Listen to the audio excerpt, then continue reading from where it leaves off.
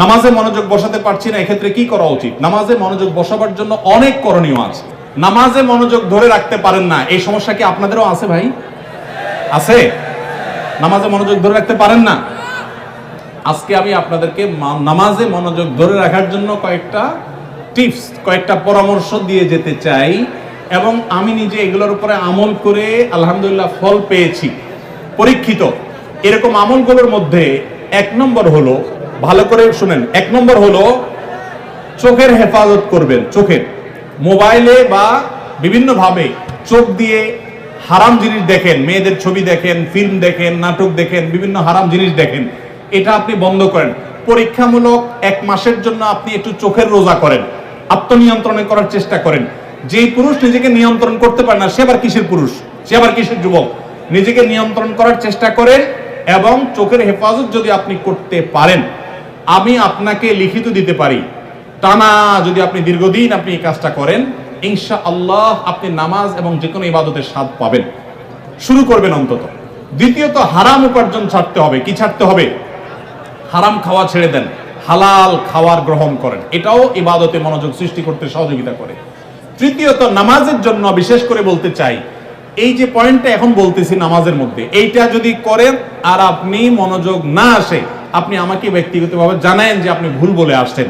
আমি আলহামদুলিল্লাহ এটার উপরে নিজে 100% উপকারিতা পেয়েছি, অনেককে পরামর্শ দিয়ে তাদের মধ্যে উপকারিতা পেয়েছি। সেটা হলো নামাজের টাইমিংটা বাড়িয়ে দেন, অর্থাৎ দীর্ঘ সময় নিয়ে নামাজ পড়েন। আপনার 4 রাকাত নামাজ পড়তে 5-6 মিনিট সময় লাগে, বা 6-7 মিনিট সময় লাগে, আপনি এটাকে ডাবল করে দেন। এবং সূরা ফাতিহা পড়ে একটু অপেক্ষা করে অন্য সূরা পড়েন, একটু সময় নেন। একইভাবে রুকুতে গিয়ে একটু লম্বা সময় ধরে তাসবিহ, সাধারণত আপনি 3 বার তাসবিহ পড়েন, এবার আপনি 6 বার 7 বার পড়েন, 9 বার পড়েন, আরো বেশি করে পড়েন, একটু সময় বেশি নেন। রুকু থেকে উঠেই আবার সিজদা যান সব সময়, আজকে সেটা করেন না। রুকু থেকে উঠে একটু দাঁড়ান, একটু অপেক্ষা করেন, একটু দেরি করেন। নবী সাল্লাল্লাহু আলাইহি ওয়াসাল্লাম রুকুতে যে পরিমাণ সময় থাকতেন, রুকু থেকে উঠে দাঁড়িয়ে তার কাছাকাছি, কারিবা মিনহু হাদিসের ভাষ্য, তার কাছাকাছি থাকতেন, অথচ আমরা রুকু থেকে উঠেই দৌড় দিই। তো আপনি উঠে একটু অপেক্ষা করেন, দাঁড়ান, অন্য সময়ের চাইতে ডাবল সময় দাঁড়ান। এভাবে যদি প্রত্যেকটা কাজ আপনি সময় নেন এবং ধীরে ধীরে করেন, ইনশাআল্লাহ বিইذনিল্লাহ আপনি নামাজের মধ্যে মনোযোগ দেখতে পাবেন। 3টা গেল। 4 নম্বর হলো নামাজের মধ্যে যে সূরা কেরাতগুলো পড়েন, এটা আজকে আমরা 3 কুল সম্পর্কে আপনাদেরকে বললাম। নামাজের দোয়াগুলো, সূরাগুলো, কেরাতগুলো, এগুলোর অর্থটা বোঝার চেষ্টা করবেন, তাহলে নামাজের ভিতরে ওই অর্থের কথা আপনার মাথায় আনতে পারবেন, আপনার মনোযোগ ধরে রাখতে পারবেন। আর আরেকটা পরামর্শ হলো, ইবাদত এবং নামাজে বিশেষ করে মনোযোগ সৃষ্টি করার জন্য আগে থেকে মনোযোগ নষ্টকারী বিষয়গুলো থেকে সরে আসেন। অনেকে আছে মোবাইল টিপতে টিপতে নামাজে দাঁড়ায়, নামাজে ঢোকার আগে, মসজিদে যাওয়ার আগে মোবাইল সুইচ অফ করে ফেলান এবং এরোপ্লেন মোড করে ফেলান, যাতে করে মেসেজ আসলেও টের না পান। ইনশাআল্লাহ দেখবেন মনোযোগ আসবে। সেই সাথে আল্লাহর কাছে দোয়া করবেন। একটা দোয়া শিক্ষা দেই, প্রত্যেক নামাজের পর, 5 ওয়াক্ত নামাজের পর আমার নবী সাল্লাল্লাহু আলাইহি ওয়াসাল্লাম এই দোয়াটা নিয়মিত পড়তেন, আমরাও পড়ার চেষ্টা করব। আল্লাহুম্মা আইন্নি আলা যিকরিকা ওয়া শুকরিকা ওয়া হুসনি ইবাদাতিক, হে আল্লাহ আমাকে আপনি সাহায্য করুন, আপনার জিকির যেন করতে পারি, আপনার শুকরিয়া যেন আদায় করতে পারি, এবং আপনার ইবাদতটা যেন সুন্দর মতো আদায় করতে পারি। এই দোয়াটা 5 ওয়াক্ত নামাজের পরে অর্থ সহকারে বুঝে পড়বেন, ইনশাআল্লাহ আপনার নামাজে আপনি মনোযোগ ধরে রাখতে পারবেন। আল্লাহ আমাদের সবাইকে তৌফিক দান করুন। নামাজের মজা এমন এক জিনিস ভাইরা, আমাদের নবী সাল্লাল্লাহু আলাইহি ওয়াসাল্লাম রাতে যখন নামাজে দাঁড়াতেন, পা ফুলে যেত, রুকুতে যেতেন না, এত সময় ধরে কিরাত পড়তেন, মজা পাইতেন। আর আমাদের কাছে নামাজটা একটা বোঝা, পড়ে শেষ করতে পারলে আমরা বাইরে যেতে পারলে জান বাঁচে, কারণ মজা পাই না।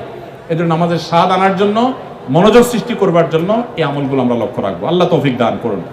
আমার ভাগ্নির বয়স 12 বছর, তার কি এখন পর্দা করা ফরজ, এবং সর্বনিম্ন কত বছর বয়সের ছেলের সাথে দেখা দেওয়া জায়েজ আছে, অনুগ্রহ করে জানবেন। আপনার ভাগ্নির বয়স যদি 12 বছর হয়ে থাকে, দেখতে হবে সে প্রাপ্তবয়স্ক হয়েছে কিনা। মেয়েদের প্রাপ্তবয়স্ক মিন শুরু হলে শুরু হয়, তাহলে সেক্ষেত্রে প্রাপ্তবয়স্ক হতে পারে 12 বছর বা তার আগেও। যদি সেটা না হয়, তাহলে সেক্ষেত্রে মাসিকের যে আলামত আছে সেগুলো যদি প্রকাশ না পায়, ছেলেদের আপনার স্বপ্নদোষ হওয়া বা আরো যে সমস্ত গোপ দাড়ি উঠা, এগুলো যদি দেখা না যায়, তাহলে সেক্ষেত্রে যদি 12 বছরের মেয়ে প্রাপ্তবয়স্ক মেয়েদের মতো গ্রোথ হয়ে যায়, নজরে পড়ার মতো হয়, তাহলে তাদের তখন থেকে পর্দা করা উচিত। দেখেন ইসলাম মেয়েদেরকে পর্দা করতে কেন বলেছে বলেন তো? আমাদের সমাজের অনেক ভাইরা এখনো মনে করে ইসলাম মেয়েদেরকে বলছে বোরকা পরে চলতে, পর্দা করে বলতে, কই পুরুষদেরকে তো এত কষ্ট করতে বলে নাই, তাহলে ইসলাম মেয়েদের প্রতি জুলুম করছে। মায়ের চেয়ে মাসির দরদ বেশি দেখান না? ইসলাম মেয়েদেরকে আপনাদের মতো লোভী পুরুষদের কুদৃষ্টি থেকে, বাজে নজর থেকে বাঁচাবার জন্য পর্দা করতে বলেছে। এই পর্দা নারীর প্রগতির পথে অন্তরায় নয়। গত কয়েক বছর আগে সারা দেশের মেডিকেল ভর্তি পরীক্ষায় প্রথম স্থান অধিকারকারিণী এক বোন আমার আগা গোড়া পর্দা করে পরীক্ষা দিয়ে গোটা দেশের ছেলে মেয়ে সবাইকে পিছনে ফেলে 1 নম্বর হয়েছে। তাহলে পর্দা কি মানুষের উন্নতির পথে অন্তরায় হয়? আমার অবাক লাগে পৃথিবীর সে সমস্ত মানুষদেরকে দেখলে, যে সমস্ত মানুষগুলোকে দেখি যে তারা নারীদেরকে স্বাধীনতার নাম দিয়ে নারীদেরকে হাফ প্যান্ট পরাই দিছে। এসির মধ্যে কোন হল রুমে ঠান্ডা, পুরুষগুলা সবগুলা একেবারে ফুল প্যান্ট পরে, আপনার জ্যাকেট ট্যাকেট পরে সে নিজেকে সেভ করে ফেলছে। আর ওই বেচারি মেয়েকে বুঝাইছে তোমার আধুনিকতা হলো তুমি হাফ প্যান্ট পরো, উপর দিকেও শর্ট নিচের দিকেও শর্ট থাকো। আমার কথা হলো এই শীত বেচারিদের আছে না নাই? না শুধু পুরুষদের শীত আছে? তো শীতের ঠান্ডা খাওয়াইতেছেন তারা আধুনিকতার নাম দিয়া। আমি এর আগে বলছি মিডিল ইস্টে অনেক পুরুষ আছে নামাজ কালাম ঠিক মতো পড়ে না, বিড়ি সিগারেট খায়, অনেক উল্টা পাল্টা করে, অনেক হারাম কাজ করে, কিন্তু বউরে পর্দা ঠিক মতো রাখে। কেন জানেন? কারণ কি জানেন? নামাজের গুরুত্ব যে বুঝলো সে বউর পর্দার গুরুত্ব এত বেশি বুঝলো কিভাবে? কারণ হলো সে জানে একজন নারীকে খোলামেলা ভাবে যদি বাহিরে পাঠানো হয় বা পুরুষদের মধ্যে তিনি যদি আসা যাওয়া করেন, বেশিরভাগ পুরুষরাই তাকে নিয়ে মনে মনে কি চিন্তা করে? কি চিন্তা করে? খারাপ চিন্তা করে। আপনাদের মনে এরকম কোন খারাপ কিছু চোখে পড়লে মনে খারাপ চিন্তা আসে? আসে না? আসে। তাহলে তো আপনারা স্বীকার করছেন। তাহলে আপনি যদি আরেকজনের মেয়েকে খোলামেলা বা একটু অশ্লীল পোশাকে দেখার পর আপনার মনে বাজে চিন্তা আসে, এবার আপনার বোন, আপনার স্ত্রী, আপনার মা যখন বাহিরে যাবে তাকে যদি খোলামেলা পোশাকে আপনি যেতে দেন, তাহলে অন্য সব পুরুষরা কি চিন্তা করবে? আপনি নিজে কি চিন্তা করেন এরকম মেয়েদেরকে দেখে সেটা চিন্তা করেন। ইসলাম সেজন্য পর্দার কথা বলেছে। এটা আমার মা বোনদের মর্যাদা রক্ষা করবার জন্য বলেছে, আর কিছু না। যত মূল্যবান জিনিস তত বেশি সংরক্ষণ করা হয় যাতে লোলুপ কোনো দৃষ্টি সেখানে না পড়ে। আল্লাহ আমাদেরকে পর্দার গুরুত্ব বোঝার তৌফিক দান করুন। শুনেছি মোহর দেওয়া ব্যতীত মেয়েকে স্পর্শ করা হারাম। তাহলে যদি মেয়ের বাবা বা মেয়ের পরিবারের লোক এই পরিমাণ মোহর ধার্য করে যে ছেলের পক্ষে দেওয়া সম্ভব নয়, তাহলে এই অবস্থা ছেলের করণীয় কি? হ্যাঁ বুঝছি আমি, প্রশ্ন কমন পায়ে পড়ে গেছে, এই তো। আচ্ছা শুনেন, যারা ঠিক করছে সব হয় আবিয়াত্তা পুরুষ, আর না হলে বিয়ে করে বেচারা ফাঁসা গেছে। শুনেন, ভালো করে শুনেন। প্রথম কথা হলো যে মোহর দেওয়া ছাড়া স্ত্রীকে স্পর্শ করা হারাম, এই কথা ভুল। প্রশ্নে যিনি লিখেছেন এটা সঠিক কোনো কথা না। মোহর ধার্য করলে সেটা দিতে হবে বাধ্য। আল্লাহ বলেছেন ওয়াতুন নিসা সাদুকাতিহিন্না নিহলা, তোমরা তোমাদের স্ত্রীদের মোহর পরিশোধ করে দাও, এটা তাদের প্রাপ্য অধিকার, এটা দিয়ে দিতে হবে, এটা ক্লিয়ার। তবে সে দেওয়াটা আপনি নগদও দিতে পারেন, পরেও দিতে পারেন। তবে মেয়েরা একটা মাসালা জানে না। যদি মেয়েরা মাসালা জানতো বাসর ঘরে ঝুলাই ফেলতো আপনাদেরকে। মাসালাটা হলো, যদি কোনো মেয়ে দাবি করে যে মোহর যা ধার্য হয়েছে, আপনি আমার স্বামী, সবই ঠিক আছে, আগে মোহর ফেলেন তারপরে সামনে আগান, এটা যদি কোনো মেয়ে বলতে চায়, ইসলাম তাকে সম্পূর্ণ সেই অধিকার দিয়েছে। কিন্তু আমাদের সমাজে মেয়েরা মাসআলা আমার কাছে শোনার পরও বলবে না। এটা কেন বলবে না? কারণ আমাদের সমাজে পুরুষগুলো এমন রাক্ষসের মতো এবং এমন জালিম, এমন অত্যাচারী, বেশিরভাগ, সবার কথা বলছি না, যে এই কথা যদি মেয়ে বলে বাসর রাতে, ঠিক আছে স্বামী সবই ঠিক আছে, আপনার সাথে আমার বিয়ে হয়েছে, সব ঠিক আছে, মোহর ধার্য হয়েছে, এটা আমার প্রাপ্য, আল্লাহ কোরআনে বলছেন, অতএব এটা দিয়ে দেন। ছেলে বাসর থেকে পালায় দৌড় দিবে, বলবে এই মেয়ে বাসর রাতে এখনই অবস্থা করতেছে, আল্লাহ জানে আমারে কোথায় ঝুলে। ঠিক না ঠিক? অথচ এটা ঠিক না। সব কথাই তো ঠিক বলে না। এই ওয়াজ মাহফিলের একটা সমস্যা হলো ঠিক হলেও ঠিক, ঠিক না ঠিক? এটাও ঠিক। আচ্ছা যাক, শুনেন, নবী করিম সাল্লাল্লাহু আলাইহি সাল্লামের মেয়ে, ভালো করে শুনে রাখেন, নবী করিম সাল্লাল্লাহু আলাইহি সাল্লামের কন্যা ফাতেমা রাদিয়াল্লাহু তাআলা আনহা, তার বিয়ে হয়েছে কার সাথে? আল্লাহু আকবার। আলী রাদিয়াল্লাহু তাআলার মতো ইসলামের খলিফার সাথে তার বিয়ে। ফাতেমা রাদিয়াল্লাহু তাআলা আনহা তার বাবা নবী করিম সাল্লাল্লাহু আলাইহি সাল্লামকে বলেছেন, বিয়ে হয়েছে আব্বা ঠিকই আছে, বাট আমার দাবি হলো মোহর যেটা ধার্য হয়েছে সেটা যেন আমাকে আগে পরিশোধ করে দেওয়া হয়। আজ আমাদের সমাজে মেয়েদের সে অধিকার দেই আমরা?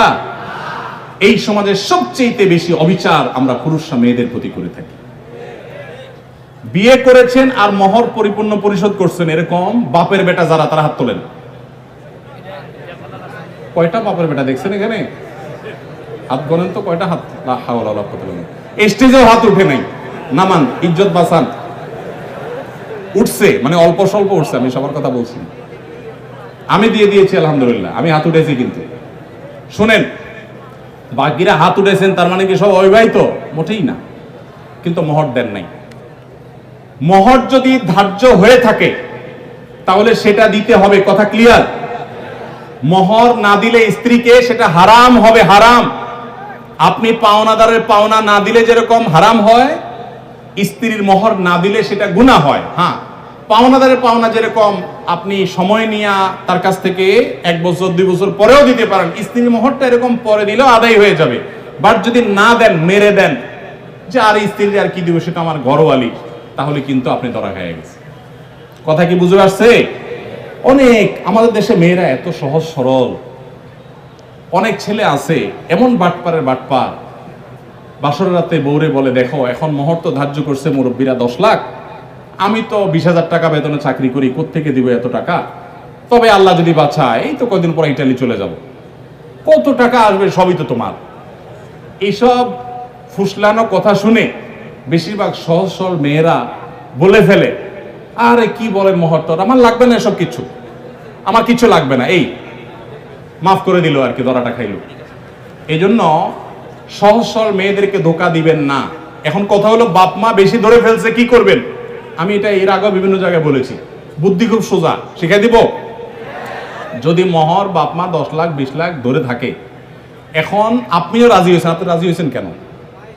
আমার বিয়েতে মোহর নিয়ে যখন আলাপ হয়, আলহামদুলিল্লাহ আমি নিজে কথা বলেছি, আমি বললাম দেখেন এর বেশি আমি পারবো না, আপনি অযৌক্তিক একটা ফিগার ধার্য করবেন, এটা আমি পারবো না, আমি যেটা পারবো সেটা দিব। এখন আমাদের সমাজে মোহরটা হয়ে গেছে ফ্যাশন। 10 লাখ 20 লাখ 50 লাখ, ওই ছেলের পেটের উপরে পাড়া দিলে 500 টাকার নোট 2-4টা বাইর হবে না, কিন্তু মোহর হলো 50 লাখ। আর মেয়ের বাপরা, অনেক মেয়ের বাপরা বিয়ের মহরানা বিশাল বড় একটা ধরার ভিতরে বিরাট বড় বাকাওয়াতি মনে করে। অনেক মেয়ের বাপরা এরকম করে। হাদিস শুনেন মেয়ের বাবারা, নবী সাল্লাল্লাহু আলাইহি ওয়াসাল্লাম বলেছেন, ইন্না আযমান নিকাহি বারাকাতান আইসারুহা মাউনা, সবচেয়ে সেই বিয়েটা বরকতময় হয় যে বিয়েতে মোহর সবচেয়ে কম হয়। ভালো করে শুনেন মেয়ের বাবারা, যেই বিয়েতে মোহরের পরিমাণ কম ধরা হয় সেই বিয়ে বেশি বরকতময় হয়। আমি এর আগেও বিভিন্ন মাহফিলে চাক্ষুষ হাজির করেছি, যারা মুরব্বী আছেন এখানে খবর নিয়ে দেখেন, 10 টাকা 15 টাকা 20 টাকা মোহর ধার্য করা হয়েছে। আপনি বলবেন সে আমলের 15 টাকা, বুঝলাম সে আমলের 15 টাকা, এখনকার 15,000 টাকা বা 1.5 লাখ টাকা, এর বেশি তো না। তখনকার 15,000 এখন 15 কোটি সমান তো আর না। কিন্তু তখনকার ওই 15 টাকার বিয়ে যতটুকু টিকছে, এখন 50 লাখ টাকার বিয়ে অতটুকু টিকে না। অনেক বাপমা মনে করে এটা বোধহয় বিয়ে টিকানোর একটা উসিলা, এই জন্য যত বেশি ধরবো বিয়ে তত টাইট হবে। না, এগুলো সঠিক কথা না। এটা প্রথম কথা। দ্বিতীয় কথা হলো, 15 লাখ 20 লাখ 10 লাখ 50 লাখ বাকাওয়াতি করে জাহির করলেন, আপনার মেয়ে 1 টাকাও পাইল না। মানে কি? যতটুকু ধার্য করা হবে ততটুকু দিতে হবে। এই জন্য ছেলেরা যদি কোনো কারণে মুরব্বীদের কথা ফুসলানিতে পড়ে আপনি রাজি হয়ে থাকেন, রাজি হয়ে গেছেন 20 লাখে সই করে দিয়েছেন, রাজি হয়ে গেছেন, এখন আপনার বাঁচার উপায় আছে একটা, হয় পুরা টাকা আদায় করে দিবেন, আর না হয় বইয়ের কাছে একটা দরখাস্ত লিখবেন। কি লিখবেন? দরখাস্তে লিখবেন, বরাবর প্রিয়তমা স্ত্রী, বিষয় মোহর মওকুফের আবেদন, যথাবিহিত সম্মান প্রদর্শন পূর্বক নিবেদন এই যে আমি অমুক অমুক আপনার নাখান্দা স্বামী, বিবাহের সময় মুরব্বীদের পীড়াপিড়িতে রাজি হয়ে এত টাকা ধার্য হয়েছে, আমি রাজি হয়ে গিয়েছিলাম, তখন বুঝি নাই যে এটা দিতে হবে। এখন যেহেতু জানলাম এটা দিতে হবে, আর এত টাকা দেওয়ার ক্ষমতা আমার নাই, আমি গরিব মানুষ, অতএব অনুগ্রহ করে আপনি সেখান থেকে কিছু কমায়া দিয়া বাধিত করিবেন।